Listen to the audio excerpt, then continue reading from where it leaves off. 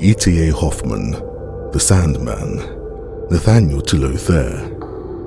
I know you are all very uneasy because I have not written for such a long time.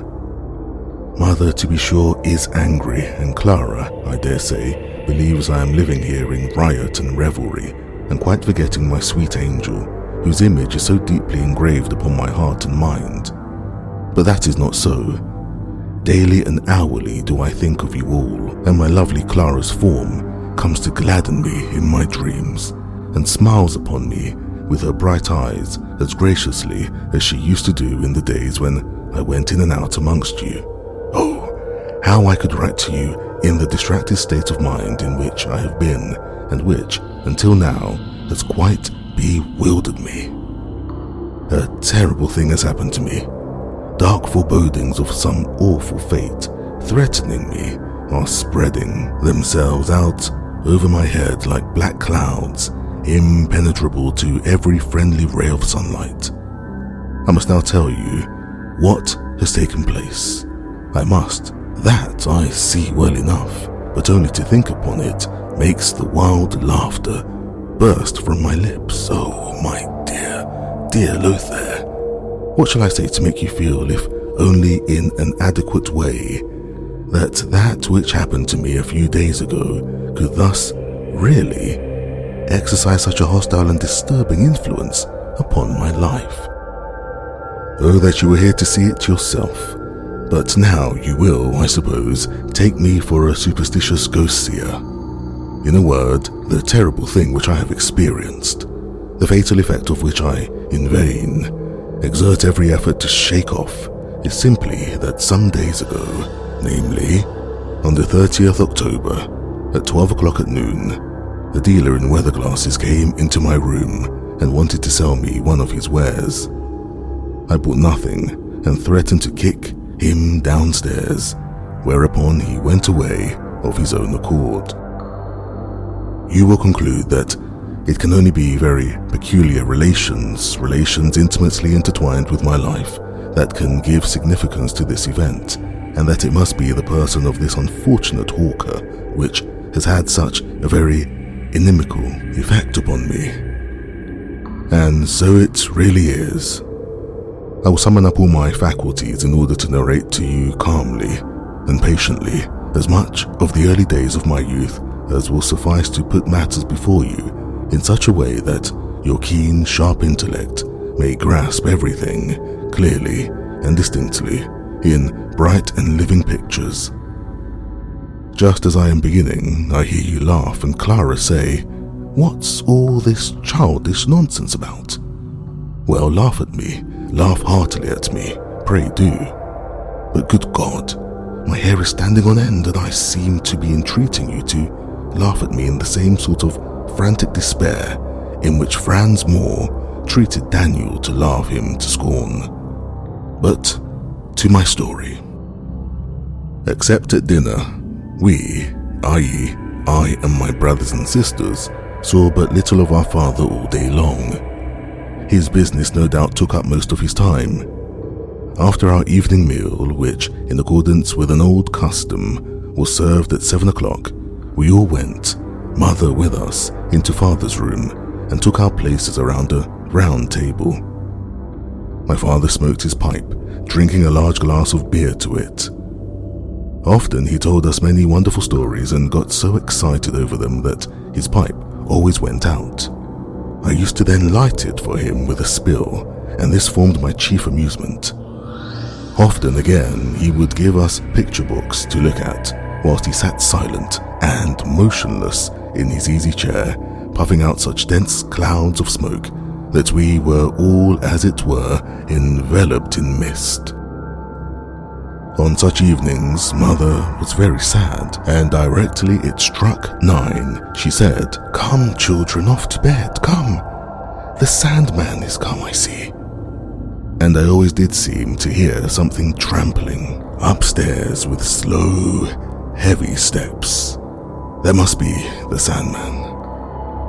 Once in particular, I was very much frightened at this dull trampling and knocking as Mother was leading us out of the room. I asked her, "Oh, Mama, But who is this nasty Sandman who always sends us away from Papa? What does he look like? There is no Sandman, my dear child, Mother answered. When I say the Sandman is come, I only mean that you are sleepy and can't keep your eyes open, as if somebody had put sand in them. This answer of Mother's did not satisfy me. Nay, in my childish mind, the thought clearly unfolded itself that Mother denied there was a Sandman, only to prevent us from being afraid. Why, I always heard him come upstairs. Full of curiosity to learn something more about this Sandman and what he had to do with us children, I, at length, asked the old woman who acted as my younger sister's attendant what sort of a man he was, the Sandman. Why, Thaniel, darling, don't you know, she replied. Oh, he's a wicked man who always comes to little children when they won't go to bed and throws handfuls of sand in their eyes, so that they jump out of their heads all bloody, and he puts them into a bag and takes them to the half moon as food for his little ones, and they sit there in the nest and have hooked beaks like owls, and they pick naughty little boys' and girls' eyes out with them. After this, I formed in my own mind a horrible picture of the cruel Sandman. When anything came blundering upstairs at night, I trembled with fear and dismay, and all that my mother could get out of me were the stammered words, "The Sandman, the Sandman," whilst the tears coursed down my cheeks. Then I ran into my bedroom and the whole night through tormented myself with the terrible apparition of the Sandman. I was quite old enough to perceive that the old woman's tale about the Sandman and his little one's nest in the half moon couldn't be altogether true. Nevertheless, the Sandman continued to be for me a fearful incubus, and I was always seized with terror. My blood always ran cold, not only when I heard anybody come up the stairs, but when I heard anybody noisily open my father's room door and go in. Often he stayed away for a long season altogether. Then he would come several times in close succession. This went on for years, without my being able to accustom myself to this fearful apparition, without the image of the horrible Sandman growing any fainter in my imagination. His intercourse with my father began to occupy my fancy ever more and more. I was restrained from asking my father about him by an unconquerable shyness, but as the years went on, the desire waxed stronger and stronger within me to fathom the mystery myself and to see the fabulous Sandman. He had been the means of disclosing to me the path of the wonderful and the adventurous, which so easily finds lodgment in the mind of a child. I liked nothing better than to hear or read horrible stories of goblins, witches, Tom Thumbs, and so on, but always at the head of them all stood the Sandman, whose picture I scribbled in the most extraordinary and repulsive forms, with both chalk and coal everywhere, on the tables and cupboard doors and walls. When I was 10 years old, my mother removed me from the nursery into a little chamber off the corridor, not far from my father's room. We still had to withdraw hastily whenever, on the stroke of 9, the mysterious unknown was heard in the house. As I lay in my little chamber, I could hear him go into father's room, and soon afterwards I fancied there was a fine and peculiar smelling steam spreading itself through the house. As my curiosity waxed stronger, my resolve to make somehow or other the Sandman's acquaintance took deeper root.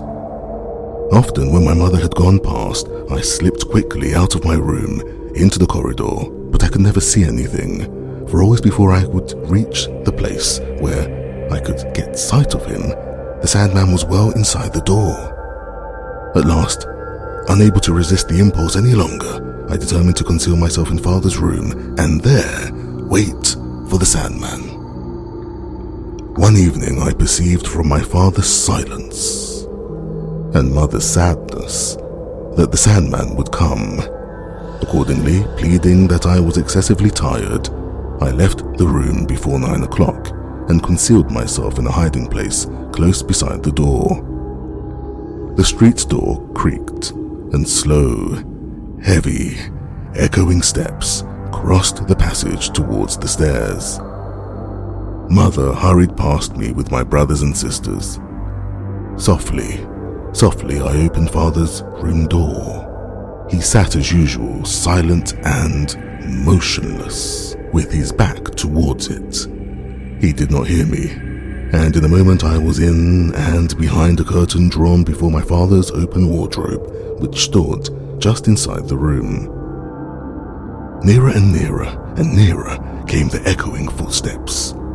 There was a strange coughing and shuffling and mumbling outside. My heart beat with expectation and fear. A quick step, now close beside the door, a noisy rattle of the handle, and the door flies open with a bang.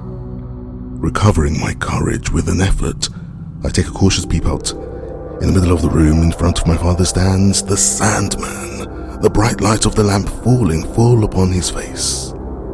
The Sandman, the terrible Sandman, is the old advocate, Coppelius, who often comes to dine with us. But the most hideous figure could not have awakened greater trepidation in my heart than this Coppelius did. Picture to yourself a large, broad-shouldered man with an immensely big head, a face the color of yellow ochre, grey, bushy eyebrows, from beneath which two piercing, greenish, cat-like eyes glittered, and a prominent Roman nose hanging over his upper lip. His distorted mouth was often screwed up into a malicious smile. Then two dark red spots appeared on his cheeks, and a strange hissing noise proceeded from between his tightly clenched teeth. He always wore an ash-grey coat of an old-fashioned cut, a waistcoat of the same, and nether extremities to match, but black stockings and buckles set with stones on his shoes. His little wig scarcely extended beyond the crown of his head. His hair was curled round high up above his big red ears and plastered to his temples with cosmetic, and a broad closed hair bag stood out prominently from his neck, so that you could see the silver buckle that fastened his folded neckcloth. Altogether, he was a most disagreeable and horribly ugly figure. But what we children detested most of all was his big, coarse, hairy hands. We could never fancy anything that he had once touched. This he had noticed, and so whenever our good mother quietly placed a piece of cake or sweet fruit on our plates, he delighted to touch it under some pretext or other, until the bright tears stood in our eyes, and from disgust and loathing we lost the enjoyment of the titbit that was intended to please us. And he did just the same thing when Father gave us a glass of sweet wine on holidays. Then he would quickly pass his hand over it, or even sometimes raise the glass to his blue lips, and he laughed quite sardonically when all we dared to do was to express our vexation in stifled sobs. He habitually called us the little brutes, and when he was present we might not utter a sound, and we cursed the ugly, spiteful man who deliberately and intentionally spoilt all our little pleasures. Mother seemed to dislike this hateful Coppelius as much as we did, for as soon as he appeared, her cheerfulness and bright and natural manner were transformed into sad, gloomy seriousness. Father treated him as if he were a being of some higher race, whose ill manners were to be tolerated, whilst no efforts ought to be spared to keep him in good humor. He had only to give a slight hint, and his favorite dishes were cooked for him, and rare wine uncorked. As soon as I saw this Coppelius, therefore, the fearful and hideous thought arose in my mind that he, and he alone, must be the Sandman. But I no longer conceived of the Sandman as the bugbear in the old nurse's fable, who fetched children's eyes and took them to the half-moon as food for his little ones, no, but as an ugly spectre-like fiend bringing trouble and misery and ruin, both temporal and everlasting, everywhere, wherever he appeared. I was spellbound on the spot, at the risk of being discovered, and as I well enough knew of being severely punished, I remained as I was, with my head thrust through the curtains, listening. My father received Coppelius in a ceremonious manner. "Come to work," cried the latter, in a hoarse, snarling voice, throwing off his coat. Gloomily and silently my father took off his dressing gown, and both put on long black smock frocks. Where they took them from, I forgot to notice. Father opened the folding doors of a cupboard in the wall, but I saw that what I had so long taken to be a cupboard was really a dark recess in which was a little hearth. Coppelius approached it, and a blue flame crackled upwards from it. Round about were all kinds of strange utensils. Good God! As my old father bent down over the fire, how different he looked. His gentle and venerable features seemed to be drawn up by some dreadful convulsive pain into an ugly, repulsive, satanic mask. He looked like Coppelius.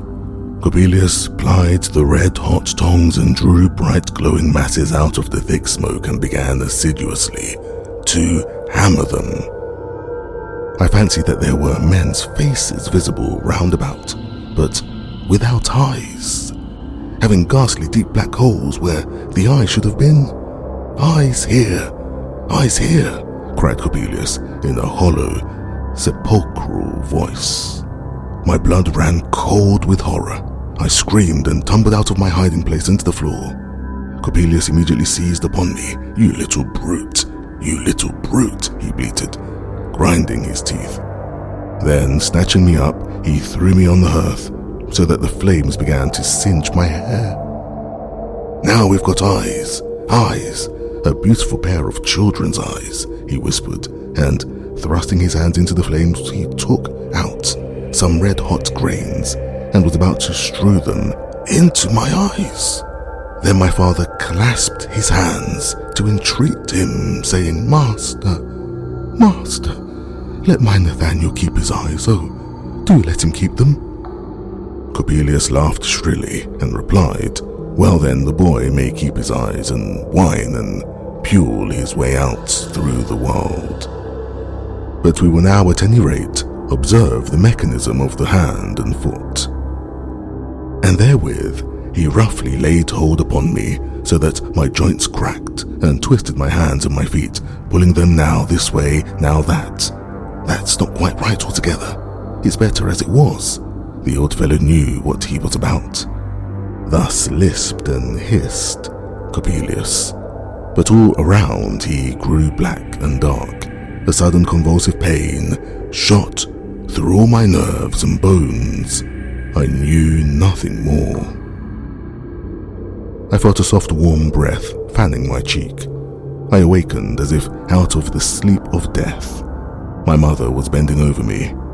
"Is the Sandman still there?" I stammered. "No, my dear child, he's been gone a long, long time. He'll not hurt you."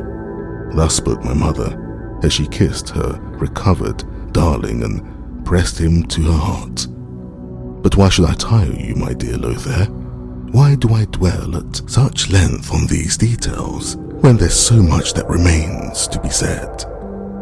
Enough, I was detected in my eavesdropping, and roughly handled by Coppelius. Fear and terror had brought on a violent fever, of which I lay ill several weeks. "Is the Sandman still there?" These were the first words I uttered on coming to myself again, the first sign of my recovery, of my safety. Thus, you see, I have only to relate to you the most terrible moment of my youth for you to thoroughly understand that it must not be ascribed to the weakness of my eyesight, if all that I see is colourless, but to the fact that a mysterious destiny has hung a dark veil of clouds about my life, which I shall perhaps only break through when I die. Coppelius did not show himself again. It was reported he had left the town. It was about a year later when, in pursuance of the old unchanged custom, we sat around the table in the evening. Father was in very good spirits and was telling us amusing tales about his youthful travels. As it was striking 9, we all at once heard the street door creak on its hinges, and slow, ponderous steps echoed across the passage and up the stairs. "That is Coppelius," said my mother, turning pale. "Yes, it is Coppelius," replied my father in a faint, broken voice. The tears started from my mother's eyes. "But father," she cried, "must it be so?" "This is the last time," he replied. "This is the last time he will come to me. I promise you. Go now, go and take the children. Go to bed. Good night." As for me, I felt as if I were converted into cold, heavy stone. I could not get my breath. As I stood there, immovable, my mother seized me by the arm. "Come, Nathaniel, do come along." I suffered myself to be led away. I went into my room. "Be a good boy and keep quiet," Mother called after me. "Get into bed and go to sleep." But tortured by indescribable fear and uneasiness, I could not close my eyes. That hateful, hideous Coppelius stood before me with his glittering eyes, smiling maliciously down upon me. In vain did I strive to banish the image. Somewhere about midnight, there was a terrific crack, as if a cannon were being fired off. The whole house shook. Something went rustling and clattering past my door. The house door was pulled to with a bang. "That is Coppelius," I cried, terror-struck, and leapt out of bed. Then I heard a wild, heart-rending scream. I rushed into my father's room. The door stood open. The clouds of suffocating smoke came rolling towards me. The servant maid shouted, "Oh, my master, my master!" On the floor in front of the smoking hearth lay my father, dead. His face burned black and fearfully distorted. My sisters weeping and moaning around him, and my mother lying near them in a swoon. "Coppelius, you atrocious fiend! You've killed my father!" I shouted. My senses left me. 2 days later, when my father was placed in his coffin, his features were mild and gentle again, as they had been when he was alive. I found great consolation in the thought that his association with the diabolical Coppelius could not have ended in his everlasting ruin. Our neighbors had been awakened by the explosion. The affair got talked about and came before the magisterial authorities, who wished to cite Coppelius to clear himself. But he had disappeared from the place, leaving no traces behind him. Now, when I tell you, my dear friend, that the weatherglass hawker I spoke of was the villain Coppelius, you will not blame me for seeing impending mischief in his inauspicious reappearance.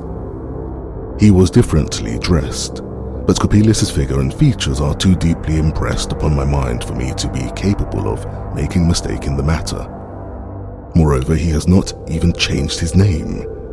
He proclaims himself here, I learn, to be a Piedmontese mechanician, and styles himself Giuseppe Coppola. I am resolved to enter the lists against him and revenge my father's death, let the consequences be what they may. Don't say a word to Mother about the reappearance of this odious monster. Give my love to darling Clara. I will write to her when I am in a somewhat calmer frame of mind. Adieu.